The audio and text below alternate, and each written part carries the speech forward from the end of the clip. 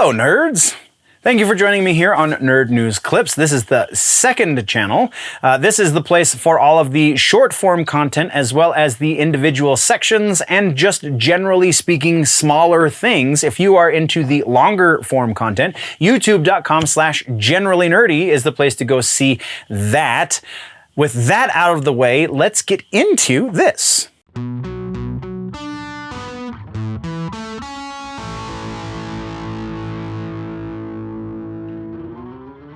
So let's get into the music section then. We do have a follow-up, which is not something we normally have much of in the music section.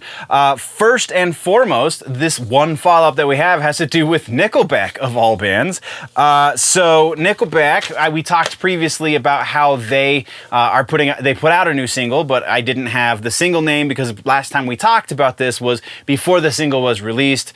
And for whatever reason, I didn't catch the name of the single. Well, now we know the name of the single because it's been released, and it's San Quentin. And then we also know the name of the record, which is Get Rollin'. A little Limp Bizkit shout out there for some reason. I don't know that that's exactly why they called it that. There's probably a better reason, but that's just how it rings in my ears. Either way, release date for that, there's no release schedule for it just yet, though it does seem probable that they will be releasing it sometime in the first part of 2023. That way they can have a fresh album for the new year and then go on tour for that and so on and so forth. So very likely sometime February to March of 2023 is generally when bands like this will want to release new music so that they can go again on tour for the remainder of the year and have quote unquote fresher music, if you will. So I haven't listened to the single. Honestly, there's a couple of songs that I kind of want to listen to, this being one of them, as reactions. So as things happen and as we start taking the time off and such for the channel, I'll probably have some reactions to post, this very likely being one of them, because I'm pretty sure it's going to be easy for me to avoid a Nickelback single. But, you know, it is what it is. So that is what we have for follow-ups of music. Let's move over to new music and videos. We have quite the list this time. So first up on the docket, The Devil Wears Prada has released yet another freaking song off of their Color Decay record, and that is called Broken. The name of the record, again, Color Decay, out September 16th, so later this week. And man, this is not at all any better than the last single these guys released. The last single was kind of a lukewarm response. This one is a heavy avoid. I do not recommend this. Even if you are a hardcore fan of The Devil Wears Prada, yeah, don't. You're probably going to really not like this, unless you're just one of those people that's super in denial about the fact that one of your favorite bands no longer makes good music. I was like that for AFI for a little while, so I feel you. But either way, stay away from this one. Our next piece of new music comes from a new band called The Life Project. It's an acronym, L-I-F-E. Don't know what it stands for. Didn't look into it. I don't even know if they know what it stands for. They just think it looks cool. Either way, this is Josh Rand's new band. Josh Rand, for those that don't know, used to play guitar for Stone Sour. Stone Sour, we've learned in the recent weeks, is probably never going to put out new music because, you know, internal struggles and whatnot. So, and we're going to get to that in a minute in the music section. So yeah. Either way, new song from this project called Dying of the Light is it's radio rock, man. There's nothing, like, it's not bad. There's definitely some interesting dynamics as far as the production goes. Their vocalist has a passable voice. It's just radio rock. This is the definition of what they call active rock on radio these days. And if you're into that, then you're gonna love this. If you want something a little more challenging to listen to, if you want something a little more technically proficient, then you're probably gonna wanna stay away from this. But again, there's nothing exactly wrong with radio rock, it's just not my jam. And then next is a band I've been kind of waiting to hear for a little while. Chris Adler, former drummer for Lamb of God, his new band is a band called Firstborn. We've talked about them previously on the channel, and they have released two new singles. The first single called Bad Things, the second single called One of a Kind. Very different songs, not gonna lie. The first one, Bad Things, listenable instrumental track that's pretty heavy. This is kind of what you would expect out of a project that features Chris Adler. The second track, though, One of a Kind, not at all anything what the title would imply. What did I honestly just listen to? If you like heavy music, if you like neo thrash, if you like thrash at all, then Bad Ones, yeah, I can recommend that for sure. I don't know who the second song is for, because it's like it wants to be hair metal and also kind of thrash, but it doesn't really like adequately do either of those things. It's just not a good song, so definitely avoid the One of a Kind track. The Bad Ones track, honestly, I really dug the production on it. It has great bass tones as well as bass performance, so no rock bass syndrome, which is a breath of fresh air in the shred genre, but still pretty lukewarm overall. Then let's talk about Wednesday XIII. We talked previously about the Murder Dolls scandal that was going on. Wednesday XIII has been doing solo work for some time. His new record is called Horrifier. It comes out October 7th, and this new track from that record is called Insides Out. And very intrigued by this. This is probably the heaviest I have ever heard Wednesday XIII.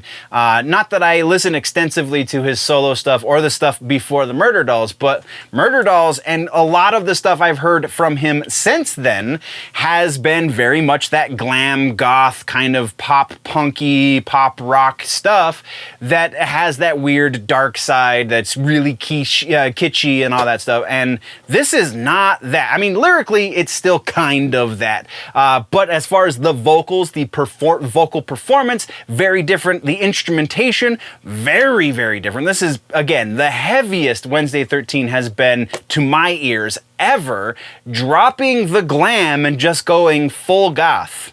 I can recommend this. This is an interesting trip inside the head of Wednesday XIII, so go check it out. And then with the new music out of the way, let's talk tours. We only have one tour that's been announced that is of note over the last week. I probably need to dig a little bit deeper next week for tours because I feel like I missed one or two, but we have Mushroomhead announcing a very interesting US tour. This is a small venue tour. This is, they're calling it Electric Happy Hour Live, and it's, again, going to be small venues all across the nation. I feel like the genesis for this might have happened when they released, they released Kingdom and Crown, the new record. And then Rob Flynn did like most of the metal guys do, and he did an interview on Sirius XM, the liquid metal station, with their lead DJ, Jose Mangan. And Jose brought up an idea, like, let's go party in somebody's backyard. We can have a contest and then like have a show at a house, effectively. And so then not a month later, we get this announcement that they're doing small venues. So I feel like there's some sort of correlation there. Either way, super interesting. I know the venue that they're playing in Colorado very, very well, actually, and it is definitely not what you would expect Mushroomhead to be playing. So I'm super intrigued by what comes out of this as far as like their online presence and content that is therein related, because this could be a really interesting like dive into the mindset of the audience of a Mushroomhead show, because again, you're just going to get the diehards at a tiny show like this. I dig it. I think more bands should do stuff like this. I did not see any opening acts for the tour. I don't know if that's been announced just yet, but you can check the description down low if you want to find tickets. As soon as they're on sale, I should have a link for you, so go check that out. That is all we have for tours, so let's talk about music news, and we actually have a decent amount of that this time around as well. So, starting things off, we have Mushroomhead. The Blue Ridge Rock Festival happened this past week, and Mushroomhead was part of that bill. We talked about it when it was announced. We didn't, though, talk about the fact that Mushroomhead has undergone some interesting lineup changes very recently. Some of them not permanent, some of them sounds like they might be permanent. Losing their guitar player, they lost their female vocalist Jackie. She's completely gone. They obviously replaced the guitar player with Tanks, I think is the new guy's moniker for the stage. Also, Jmann is not going to be on this tour that they're on right now for whatever reason. He's been replaced by a guy whose name is irrelevant because Jmann is still technically in Mushroomhead. He just was unable to be there for this. And then also Stitch, whom I have spent some time with and interviewed. Did a pretty decent interview with him a few years back. Go check that out once you're done watching today's video. But he's also not going to be on there. So they have another stagehand, a former stagehand, taking the duties for the samples and DJ and keys and stuff. So very interesting lineup to begin with. But the newest piece that we're talking about now is, again, their Blue Ridge Rock Festival appearance. We got to see some classic, almost, Mushroomhead in that Gravy, Dave Felton, or yeah, Dave is Gravy, Steve is the drummer, Steve Felton, Skinny, is the kind of the only original member left in Mushroomhead these days because it's been his baby since the beginning. And so Dave, his brother, who used to play guitar, got kicked out around about 2012 and was on stage with the band for the entire set. So they had, once again, 2 guitar players for this set, and man, I really wish I was able to go, because Mushroomhead shines when they have 2 guitar players, A, and B, when one of those 2 guitar players is Gravy, that is my absolute favorite musical existence of Mushroomhead. So whoever was at the Blue Ridge Rock Festival really was treated with the Mushroomhead performance, I'm sure, even if they are short Jmann and Jackie as far as the vocals go. You still had Steve Rockhurst, who is a phenomenal vocalist in and of himself.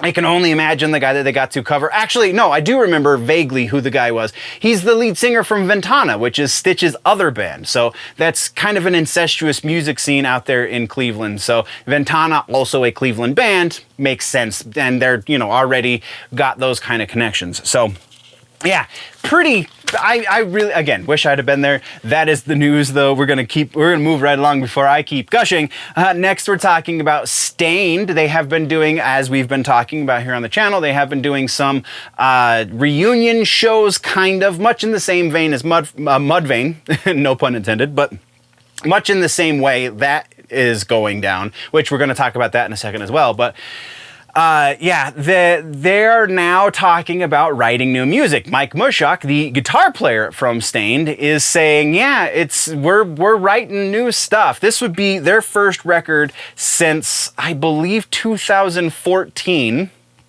And Mike made no bones about the fact that they're kind of grateful that Aaron has stayed in the spotlight and kept the name of Stained at least kind of on the lips of people in the crowd, because they're kind of banking on his pull as a vocalist to, you know, get the name of Stained back out there. So very interesting. It's a Metal Hammer, I believe, was where the interview came from. Again, link down in the description if you want to read the transcripts for yourself. But super intrigued to see what is going to come out of new Stained, because the first 2 records and then also their self-released EP, very much what I associate with quote-unquote good Stained. And then everything kind of after 14 Shades of Grey started to fall off and just became, again, radio rock, active rock, whatever the hell you want to call it, and kind of lost its voice. So I'm intrigued to see if they find some sort of hybrid of those 2 separate sounds, or if they just continue down the radio rock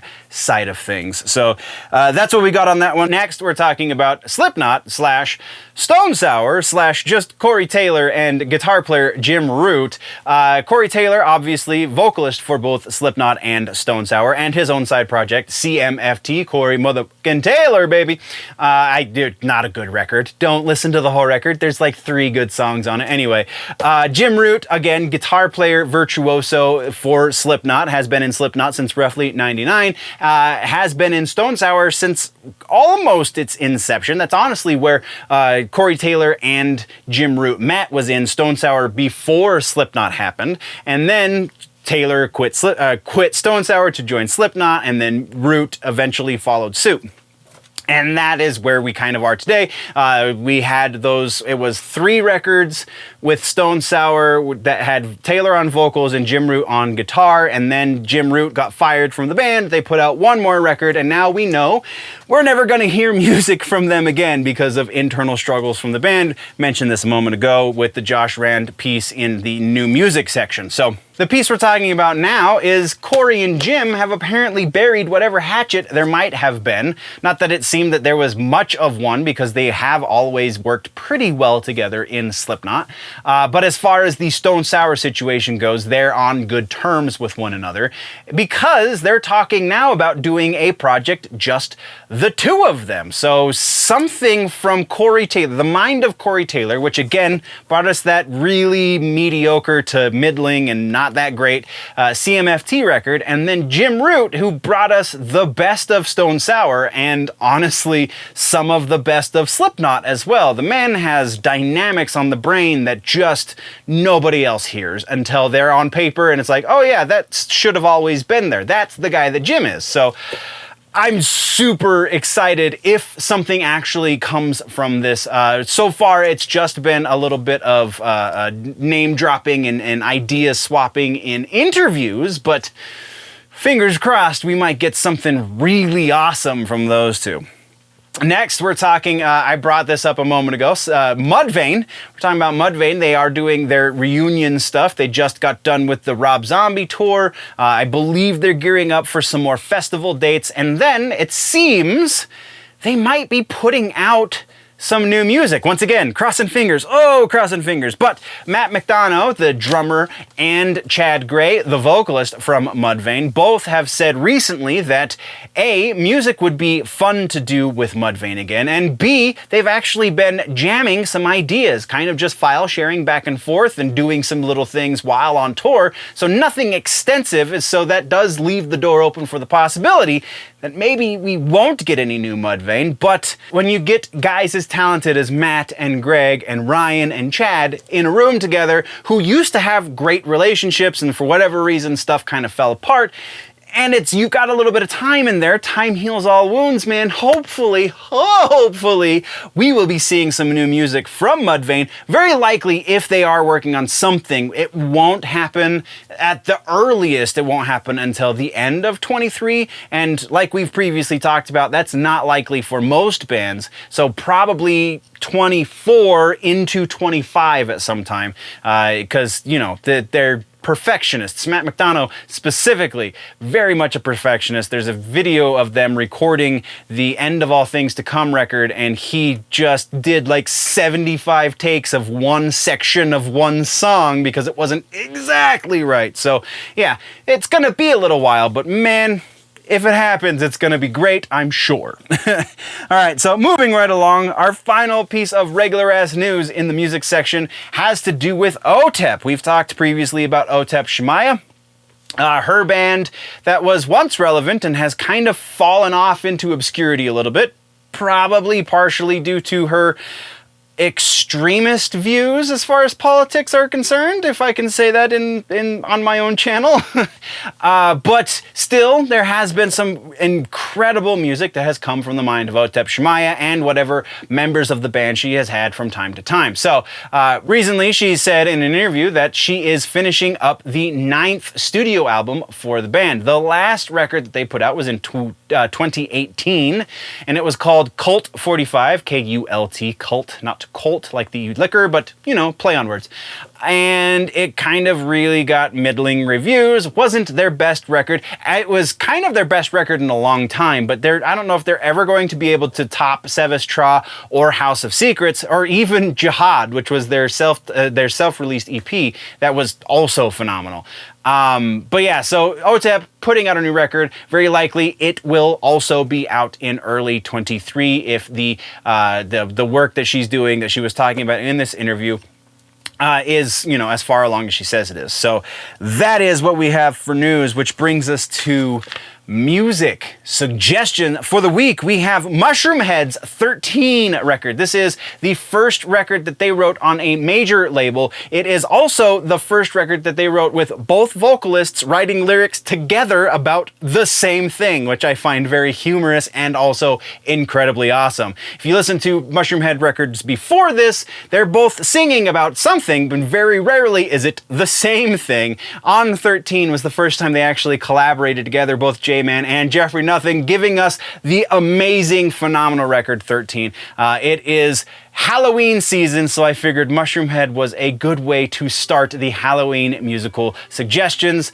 so there you go. Once again, this has been just a brief segment from the larger episode that has been posted over on the main channel, youtube.com/generallynerdy.